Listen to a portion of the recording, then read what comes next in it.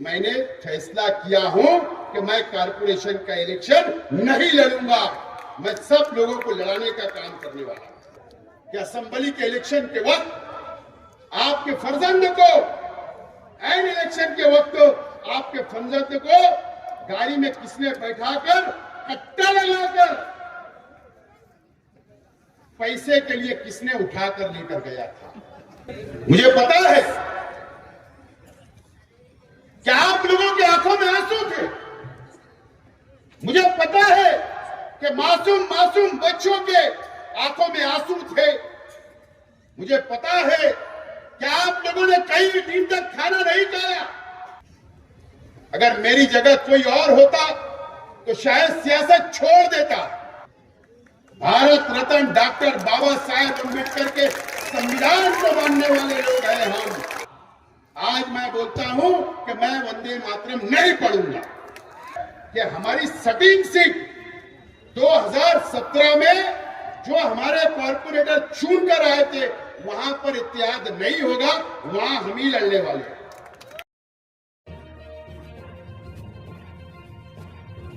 बिस्मिल्लाहिर्रहमानिर्रहीम। आज के यलगार जिनसे आम के सदर मोहतरम शेख रशीद साहब के दोस्त शेख शब्बीर साहब मंच पे तशरीफ फरमा, पार्टी के कौमी सदर नवीद खतीब साहब, पार्टी के शहर के अध्यक्ष इजाज उमर साहब, मंच पे तशरीफ फरमा शेख रशीद साहब के तमामी दोस्त, पार्टी के तमामी जिम्मेदारान, पार्टी के तमामी सेल के सदर अरकान, तमामी साबिक कॉरपोरेटर और तमामी ख्वाहिशमंद उम्मीदवार और इस यलगार जलसे के अंदर आए बड़ी तादाद के अंदर तमामी बुजुर्ग हजरात, नौजवान साथी, हमारे मीडिया के तमामी साथी और जहां तक मेरी आवाज जा रही है, मेरे मोहल्ले की तमामी मेरी मां और बहनें, दोस्तों और साथियों, सबसे पहले मैं आप तमाम ही लोगों का शुक्रिया अदा करता हूं। आप लोगों ने जलसे को कामयाब किया, मेहनत की, जद्दोजहद की। मैं आप तमाम ही लोगों का बहुत बहुत पार्टी की जानिब से, मेरी जानिब से शुक्रिया अदा करता हूं।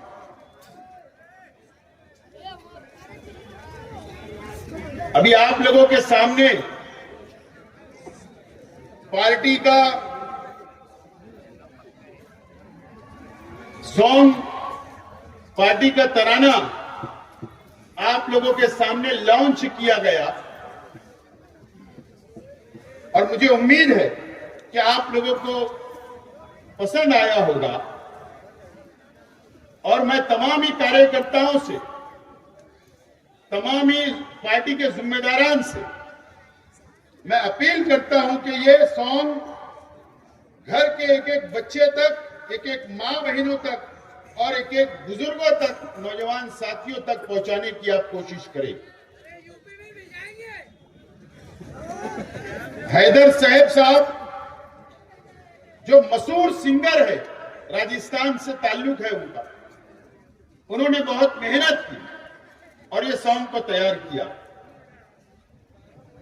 और आज इस मौके पर नईम मिर्जा, एहसान शेख, राहिल, जमील शेख, अनीस अजहर साहब, शारिक,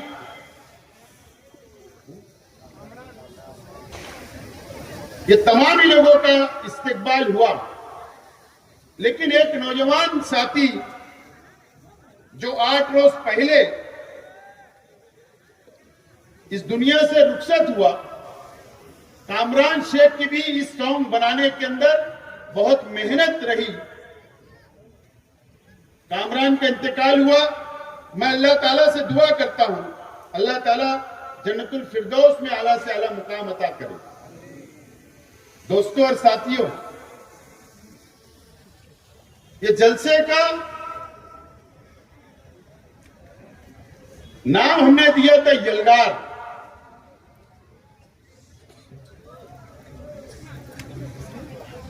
और आप लोगों ने यलगार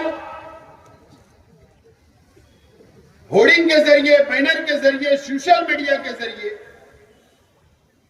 आपने यलगार ऐलान कर दिया। ये यलगार फिरका परस्तों के खिलाफ यलगार है, नाइंसाफी के खिलाफ यलगार है। यह हमारा अपना शहर मस्जिद और मीनारों का शहर है, खानकाहों का शहर है, हमारा शहर तारीखी शहर है। अल्लाह का करम है कि हर मसलक की जमातें यहां पर काम करती है मुसलमानों की हिफाजत के लिए,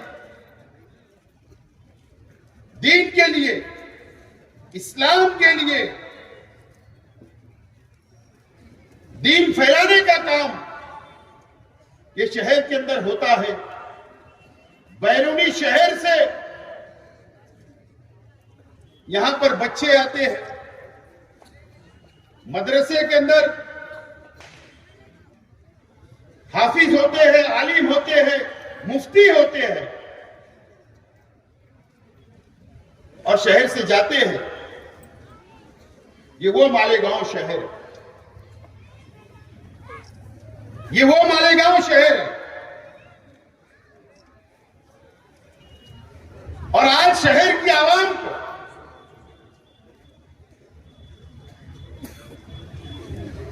वक्त आ गया है कि सोचना है, समझना है और फैसला करना है। वक्त आ गया है। हम इस जमहूरी मुल्क में रहते हैं, हमको वोट का अधिकार है। कौन सी पार्टी को, कौन से कैंडिडेट को, कौन से उम्मीदवार को वोट देना है, हमें भी संविधान ने, डॉक्टर बाबा साहेब अम्बेडकर के संविधान ने हमें भी हक दिया है। हमने फिरका परस्तों के खिलाफ, फिरका परस्त पार्टी के खिलाफ, बीजेपी के खिलाफ हम लोगों ने पार्लियामेंट के अंदर वोट दिया। कांग्रेस पार्टी के कैंडिडेट को वोट दिया, उम्मीदवार को वोट दिया। उस वक्त ना मैं और ना हमारे साथी कांग्रेस में नहीं थे, लेकिन हमारी विचारधारा, हमारी सोच फिरका परस्तों के खिलाफ है, बीजेपी के खिलाफ है। इसके लिए कांग्रेस पार्टी के उम्मीदवार को हमने वोट दिया, कामयाब किया। इलेक्शन खत्म हुआ, पार्लियामेंट की उम्मीदवार चुनकर चली गई। उसके बाद आज तक इस शहर के ऊपर क्या हो रहा है, कितना जुल्म हो रहा है, कितनी नाइंसाफी हो रही है, यह आप लोगों को दिख रहा है, समझ रहा है। अगर आज मैं खड़ा हूं आपके सामने, तो इस मोहल्ले के अंदर खड़ा हूं, इस हजार खोली के अंदर खड़ा हूं और तकरीर कर रहा हूं, जहां से शेख रशीद साहब ने अपनी सियासी शुरुआत की, काउंसिलर बने, एक मर्तबा नहीं 2 मर्तबा, सदर बल्दिया बने, एमएलए बने, मेयर बने, मोहल्ला है, ये वो हजार खोली है। और शेख रशीद साहब ने हमें सिखाया है कि फिरका परस्तों के खिलाफ रहना है, उनसे लड़ना है, गरीबों के लिए लड़ना है। शेख रशीद साहब ने हमें सिखाया। आज मैं आपके सामने खड़ा हुआ साबिक एमएलए, माजी आमदार बोलकर खड़ा हूं, एक कार्यकर्ता बनकर आपके सामने खड़ा हूं। मेरे पास कोई ओहदा नहीं है,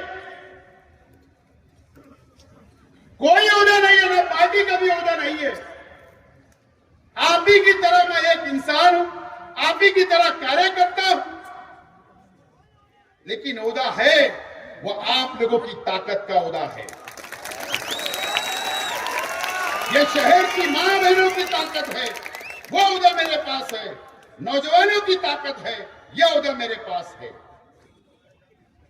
असेंबली का इलेक्शन हम लोग 162 वोट से इलेक्शन हम लोग हार गए, 162 वोट से इलेक्शन हारे। मुझे पता है कि आप लोगों की आंखों में आंसू थे। मुझे पता है कि मासूम मासूम बच्चों के आंखों में आंसू थे। मुझे पता है कि आप लोगों ने कई दिन तक खाना नहीं खाया, मां बहनों ने खाना नहीं खाया, बच्चों ने नहीं खाया। आपकी आंखों के अंदर आंसू थे। अगर मेरी जगह कोई और होता तो शायद सियासत छोड़ देता, घर बैठ जाता, लेकिन नहीं। अगर आपने इतनी मोहब्बत की, 1,10,000 वोट अगर मुझको आपने दिया, मुझे हिम्मत दी, मुझे ताकत दी, हौसला दिया, आपकी ताकत के भरोसे मैं दूसरे दिन आपके बीच में आया, गुरुवार वार्ड में आया, रौनकाबाद में आया, शहीद अब्दुल हमीद रोड पर आया, आयशा नगर के अंदर आया। और आपने जो उस वक्त हौसला दिया, मुझे ताकत मिली, मुझे हौसला मिला, मैं दोबारा खड़ा हो गया हूं। लेकिन क्या आपको पता है, क्या आपको पता है कि जो बीजेपी चाहती थी, जो आरएसएस चाहती थी, जो फिरका परस्त पार्टियां चाहती थी, वही हुआ असेंबली के अंदर। मुझको हराने के लिए नागपुर से पैसा आता है हमारे मुखालिफ कैंडिडेट के पास, मुझको हराने के लिए हमारे मालेगांव तालुके से पैसा आता है, मुझको हराने के लिए, मुझको हराने के लिए नांदगांव से पैसा आता है, मुझको हराने के लिए शिरपुर से पैसा आता है, मुझको हराने के लिए ठाणे से पैसा आता है। पैसे के दम पर, पैसे की ताकत पर मुझको हरा दिया गया और हम हार गए। क्यों? क्या वजह है कि शेख आसिफ को हराने के लिए इतनी ताकतें लगी, इतनी ताकतें? क्या वजह है? उसकी वजह सिर्फ एक है कि 2014 से लेकर 2019 तक मैं एमएलए था, असेंबली के अंदर खामोश नहीं था। फिरका परस्तों के खिलाफ वहां पर भी मैं लड़ा, आरएसएस के खिलाफ वहां पर भी मैं लड़ा। मॉब लिंचिंग जहां पर मुसलमानों और दलित भाइयों के ऊपर हुई, उनके खिलाफ मैंने फिरका परस्तों के खिलाफ वहां पर भी आवाज उठाई। अजान पे पाबंदी की बात आई तो शेख आसिफ ने आवाज उठाई, जमीयतुल उलमा पे पाबंदी की बात आई तो शेख आसिफ ने आवाज उठाई। यही वजह थे कि शेख आसिफ नहीं चलेगा, इसको हरा दिया जाए। और रुपया, पैसा, ताकत सब इस्तेमाल हुआ और मैं हार गया और आप हार गए, ये शहर हार गया। आसिफ साहब आगे बढ़ो। ये शहर हार गया, ये शहर हार आप हार गए, हम हार गए। मुझे बताइए, मेरा सवाल है, मैं भी मुसलमान, आप भी मुसलमान हो, मुझे बताइए कि असेंबली हारने के बाद क्या हुआ? असेंबली हारने के बाद जो बीजेपी चाहती थी, जो आरएसएस चाहती थी, जो फिरका परस्त पार्टियां चाहती थी कि शेख आसिफ को रास्ते से हटा दो, हमारा रास्ता साफ हो जाएगा, वही हो रहा है आज इस शहर के अंदर, वही हो रहा है इस शहर के अंदर। क्या हुआ? हम पे इल्जाम आया बांग्लादेशी का, रोहिंग्या का। यह बीजेपी की सरकार ने एसआईटी बना दी। मेरे घर की मां बहनें जेल में नहीं गई थी। हम बैठे हुए, हमारी मां बहनें नहीं गई थी। तकरीबन 8 महीना बुजुर्ग, उम्र में से मेरे से बड़े 3 हमारी कौम की मां जेल के अंदर 8 महीना गुजार के आई। 8 महीना। नौजवान जेलों में है। क्या इल्जाम है? रोहिंग्या, बांग्लादेशी, ये इल्जाम के हुए। आपको पता है 811 लोग इस शहर के 811 लोगों के ऊपर एफआईआर हुआ, केस बना, केस। जो कोर्ट के अंदर हमारी मां बहनें बुरखे के ऊपर नकाब में वहां पर बैठी रही, हम उनके बाजू में बैठे रहे। वकला की टीम थी, एसआईटी के पुलिस ऑफिसर थे। हम लोगों ने नोटिस के ऊपर, जब 4 सीट वहां पर दाखिल हो रही थी कोर्ट के अंदर, 811 लोगों ने बॉन्ड के ऊपर वहां पर उनको रिलीज किया गया, जमानत मिली। कल उनको जमानत देना पड़ी। 4 सीट के अंदर उनका नाम है, उनको आरोपी बनाया गया। ये वो शहर के लोग हैं 811। क्या वो मेरी पार्टी की? पार्टी नहीं देखी गई, सिर्फ वो देखा गया ये कि मुसलमान थे, मुसलमान थे, ये देखकर जेल में डाला गया। इसीलिए शेख आसिफ नहीं चाहिए था। क्या हुआ? याद रखना, जो अभी तहसीलदार से जो नोटिस आ रही है ना, जन्म दाखिला जमा कराने की, आप क्या समझते हो? जन्म दाखिला जमा कराने की जो नोटिस आ रही, अगर हमने नोटिस नहीं जमा कराई तो पता है, अगर 50 लोगों, 100 लोगों, 200 लोगों, 500 लोगों, क्या होगा पता है? उनके आधार कार्ड रद्द होंगे, उनका राशन कार्ड रद्द होगा, उनकी वोट रद्द होगी और उनको फरार घोषित कर दिया जाएगा। हो सकता है कि मरकजी हुकूमत ये फैसला कर ले कि वो हिंदुस्तान के नागरिक नहीं थे, रहवासी नहीं थे, ये भी फैसला हो सकता है। फिर क्या होगा? उनको पकड़ के जेल में डाला जाएगा। ये इल्जाम हमारे ऊपर है। इसलिए शेख आसिफ नहीं चाहिए था। मुझे बताइए कि शहर के अंदर कितने हमले हो रहे,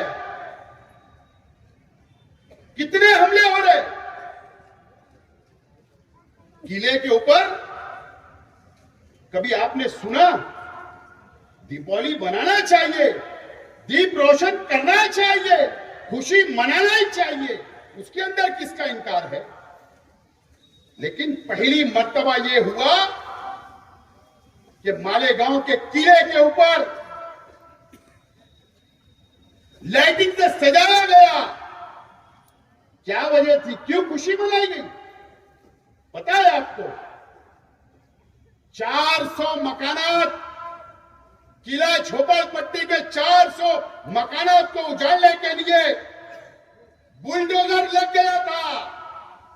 वो हम लोग थे जो कोर्ट में जाकर हमने स्टे लिया, तो आज तक टिकी हुई है। आज नहीं कल कोर्ट का फैसला आएगा। यह हमला हो रहा है, इसलिए शेख आसिफ नहीं चाहिए था। मॉब लिंचिंग के नाम पर कितने कुरैशियों को मारा गया बताइए? कितने कुरैशियों को मारा गया? आवाज उठी, इसलिए शेख आसिफ नहीं चाहिए था।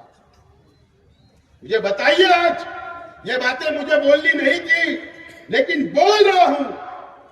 एक मयूर शाह नामी एक शख्स है नदिया के उस पार, वो किस पार्टी से ताल्लुक रखता, किस फिरका परस्त संगठन से ताल्लुक रखता, मुझे कोई लेना देना नहीं, लेकिन उसके फेसबुक पर कुरान शरीफ की बेहुरमती करता है। कुरान शरीफ की कोई बोलने वाला नहीं है, कोई नहीं बोल रहा है। हमारे हुजूर की शान में वो शख्स ने गुस्ताखी किया, कोई बोलने वाला नहीं है। शहर खामोश है, इसीलिए शेख आसिफ नहीं चाहिए था।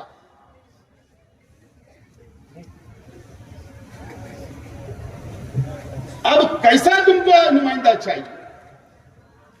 कैसे लोगों के हाथ में इख्तिदार चाहिए, मुझे बताइए। अरे हमारे शहर की आवाम शहीद हो गई।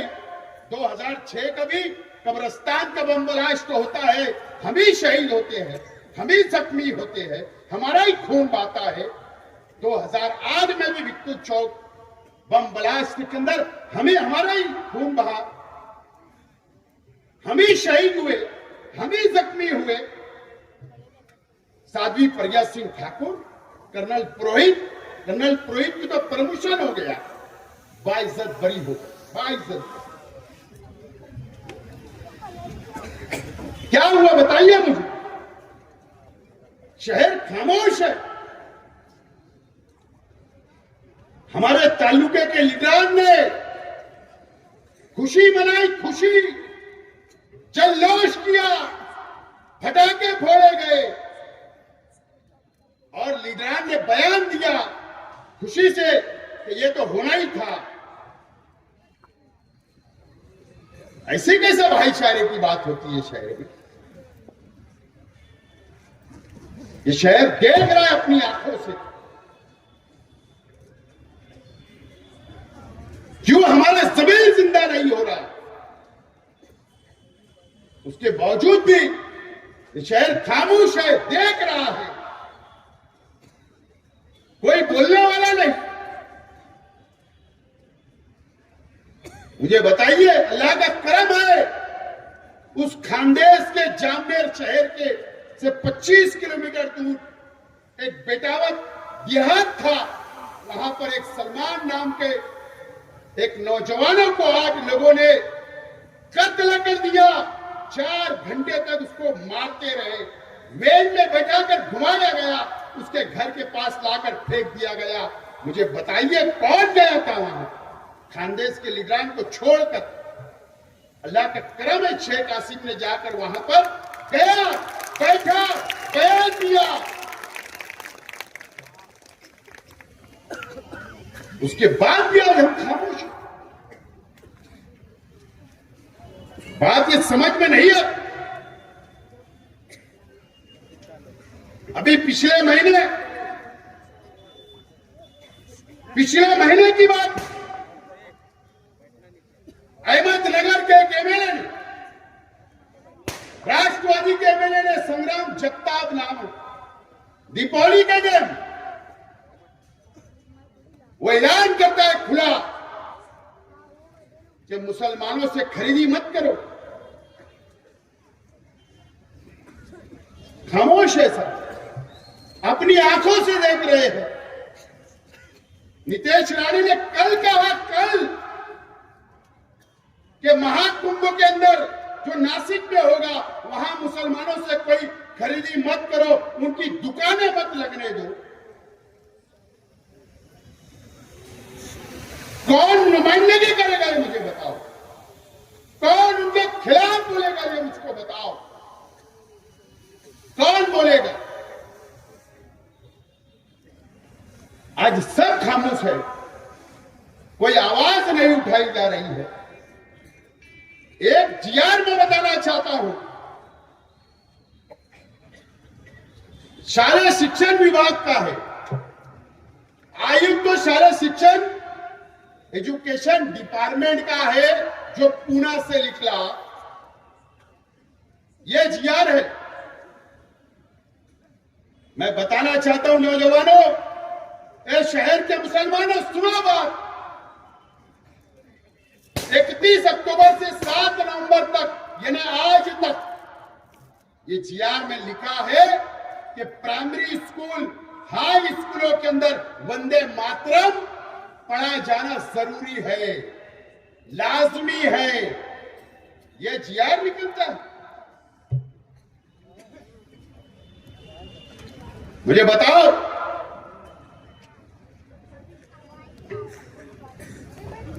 अरे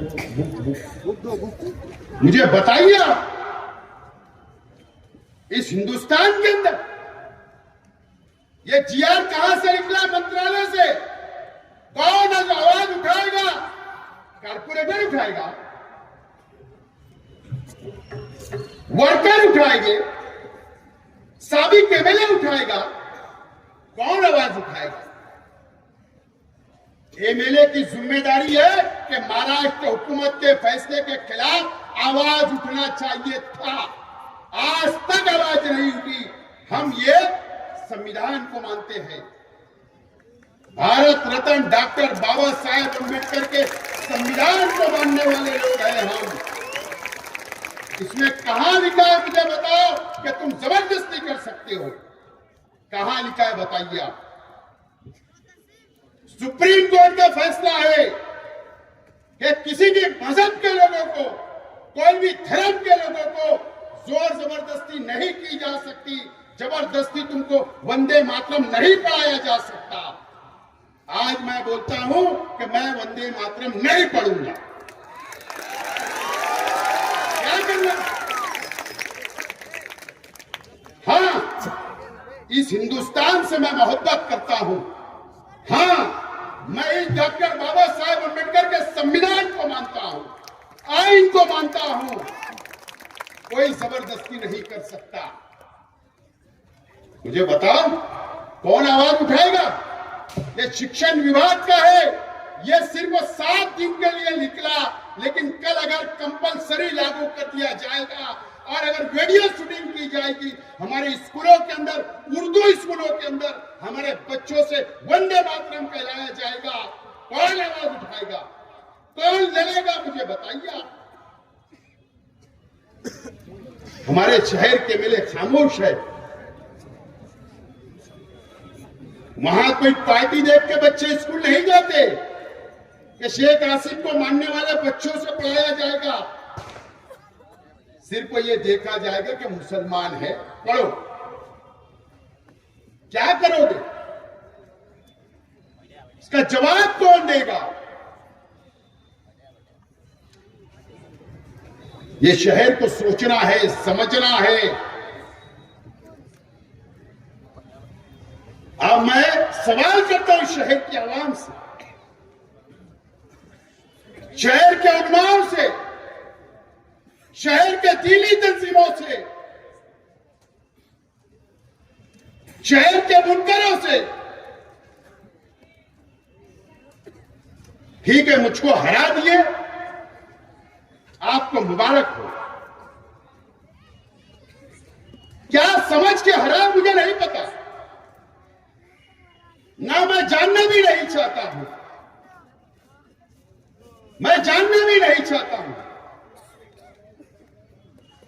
लेकिन मेरा सवाल है, इसका जवाब मुझे चाहिए। ये शहर को कौन बचाएगा? ये शहर को कौन संभालेगा? ये शहर की आवाम के लिए कौन लड़ेगा? कॉरपोरेशन का जो इलेक्शन आ रहा है, इसको मामूली इलेक्शन मत समझना। बिरादरीवाद पर वोट मत देना, मसले की बुनियाद पर वोट मत देना, रिश्तेदारी की बुनियाद पर वोट मत देना। अगर ये शहर को बचाना चाहते हो तो आप हक पर आपको वोट देना पड़ेगा। कौन बचाएगा?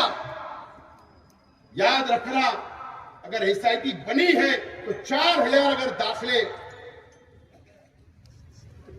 अगर नोटिस मिलती है रोहिंग्या और बांग्लादेशी का इल्जाम लगाकर, यह हल कैसे होगा? जन्म का दाखिला कहां बनता है? मैयत का दाखिला कहां से मिलता है? कॉरपोरेशन से। मस्जिदों का परमिशन कहां से मिलता है? कॉरपोरेशन से। तुम्हारे मकानात के परमिशन कहां से मिलते हैं? कॉरपोरेशन से। तुम्हारे कारखाने के परमिशन कहां से मिलते? कॉरपोरेशन से। घर का परमिशन कहां मिलता? कॉरपोरेशन से। हर चीज कॉरपोरेशन से होती है। और ये जो आफत आई है, ये मुसीबत आई है, ये बोबड़ा किरीट सुमैया और ये फिरका परस्तों से अगर कोई लड़ सकता है, अगर आप लोग इस शहर की आवाम अगर इक्तदार हमको देगी, इस्लाम पार्टी का मेयर अगर आप बनाओगे, मैं वादा करता हूं कि जितनी मुसीबतें जन्म दाखिले पर आई, एसआईटी लगी, हर मसले का हल अल्लाह का करम है कि शेख आसिफ है और शेख आसिफ की पार्टी।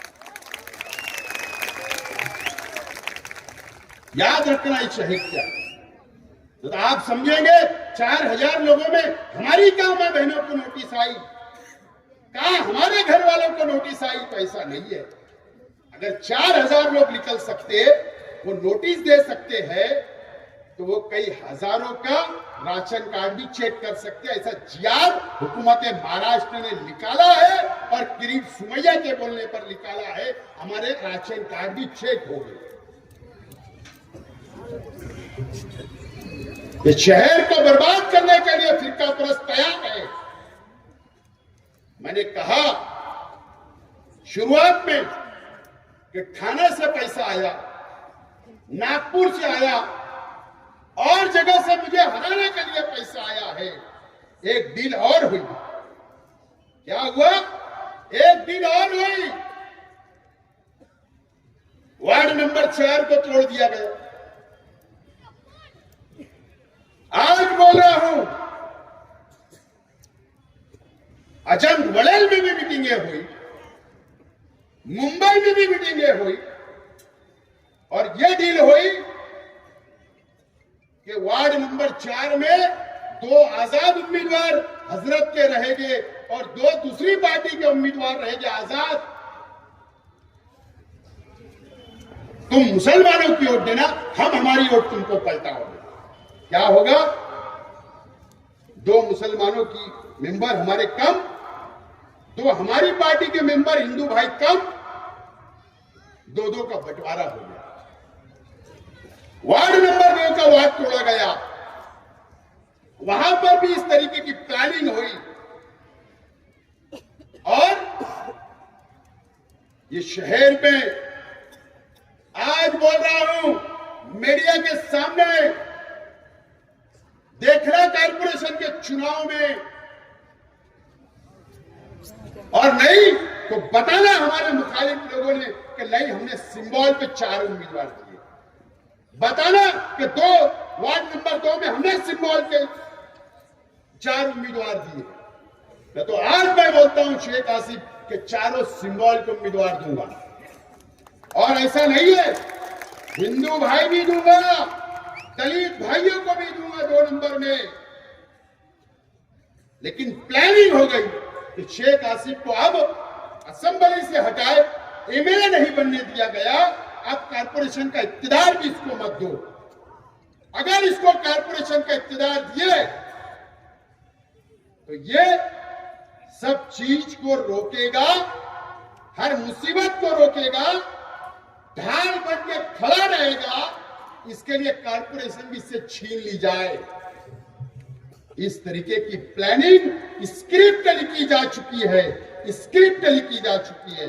मैं झूठ नहीं बोलता हूं, जब भी बोलता हूं सबूत के बुनियाद पर, दलील के बुनियाद पर शेख आसिफ बात करता है। ये बात आप याद रखना मेरे शहर के आवाम। मेरा क्या होगा मुझे बताइए, क्या होगा अगर शहर की आवाम फैसला कर ले कि नहीं, शेख आसिफ को इख्तियार नहीं देना है, नई इस्लाम पार्टी को इख्तियार नहीं देना है, तो क्या होगा? जितने भी चूम के आएंगे अपोजिशन में बैठेंगे, आवाज उठाएंगे, लेकिन ये शहर बर्बाद होगा, शहर के ऊपर मुसीबतें आएंगी,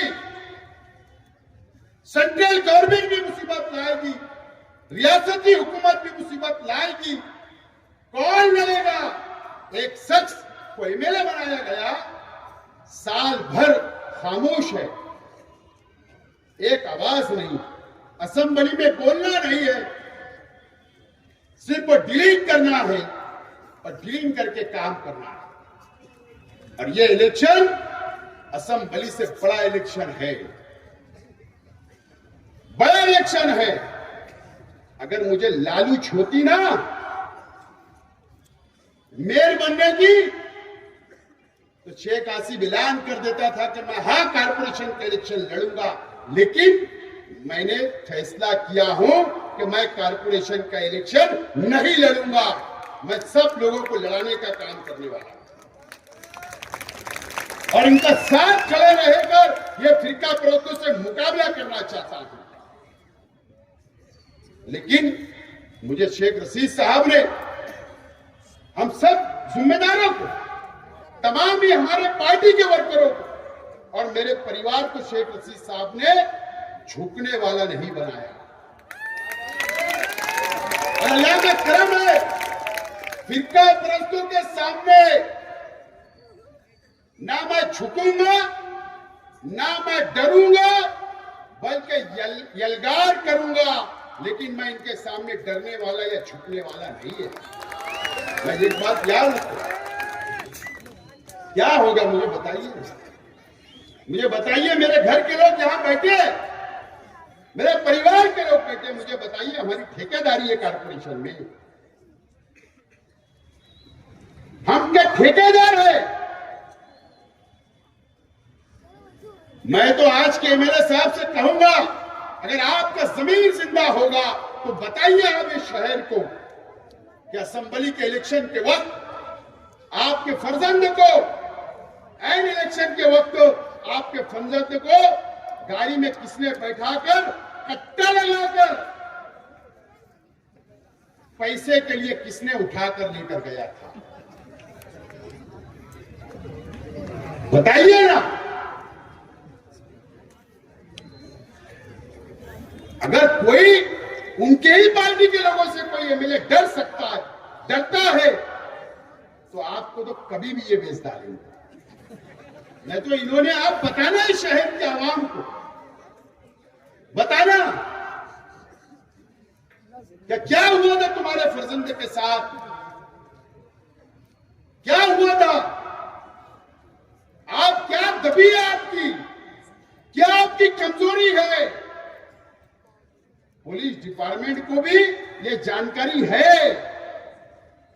अगर एमएलए का लड़का महफूज नहीं है, वो अपने बच्चों की हिफाजत नहीं कर सकते, तो शहर के आवाम की क्या हिफाजत करेंगे? क्या हिफाजत करेंगे? बाकी जाने जो कौन जेल में है, क्या हुआ, इस पर मुझे बहस नहीं करना है। हम उस रास्ते से नहीं जाना चाहते। आज मेरी लड़ाई, मेरे पार्टी के वर्करों की लड़ाई, मेरे पार्टी के जिम्मेदारों की लड़ाई आज इन लोगों से नहीं है। हमारी लड़ाई फिरका परस्त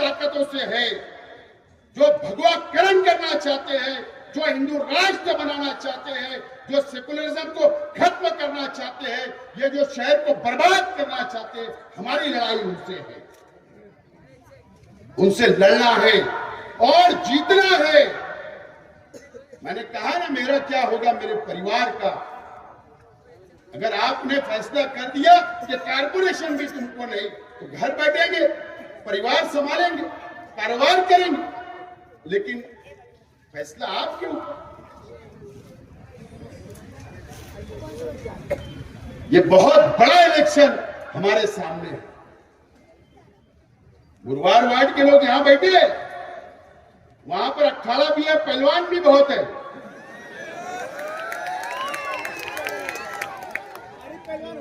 और सब हम ठोकते हैं ऐसा, ये भी वो,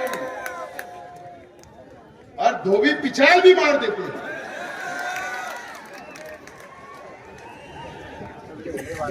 किसी से डरने की जरूरत नहीं, अल्लाह से डरो, अल्लाह से डरो। इंसानों से हमें नहीं डरना है।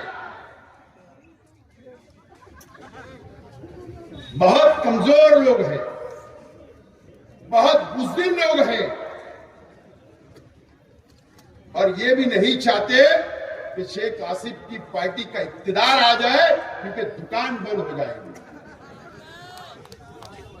और मैं हिंदू भाइयों के खिलाफ नहीं हूं, दलित भाइयों के खिलाफ नहीं हूं। ये पार्टी सेकुलर पार्टी है, सेकुलर विचारधारा की पार्टी है। मैं अगर यहां सीट लगा रहा हूं तो नदिया के उस पार भी उम्मीदवार मेरे तैयार है, तैयार। सिर्फ दलित भाई नहीं, हिंदू भाई भी तैयार है, हर धर्म के लोग तैयार है, पसंद कर रहे हैं।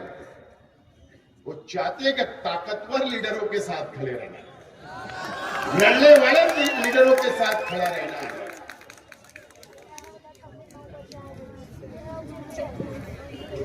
आज ये शहर के नौजवानों को तय करना है। मुसीबत आएगी तो कोई एक बिरादरी के ऊपर नहीं आएगी, मुसलमानों पर आएगी। मुसीबत आएगी तो कोई मजहबी तंजीम एक के ऊपर नहीं आएगी, तमाम लोगों के ऊपर आएगी। मुसीबत आएगी तो मुसलमान मां बहनों के ऊपर आएगी। याद रखना मेरी बात।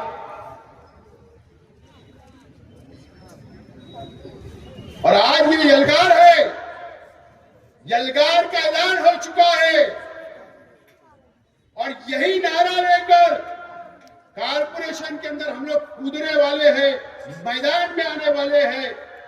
आप लोग पूरी तरीके से तैयार रहे सियासी जंग लड़ने के लिए, फिरका परस्तों के खिलाफ। और मैं आज आपसे अपील करता हूं कि पार्टी का उम्मीदवार जो होगा, पार्टी जिसको टिकट देगी, आपको उसके साथ रहना है। पार्टी अभी पार्लियामेंट्री बोर्ड बनेगा, उम्मीदवारों के इंटरव्यू लेगी, उनका जायजा लेगी और उसके बाद फैसला करेगी। और एक बात, हमने अगर समाजवादी पार्टी से इत्तेहाद की बात चलाई है, बात चल रही है, बात 90% अगर हो गई है, तो हमारी एक शरायत हमने रखी है।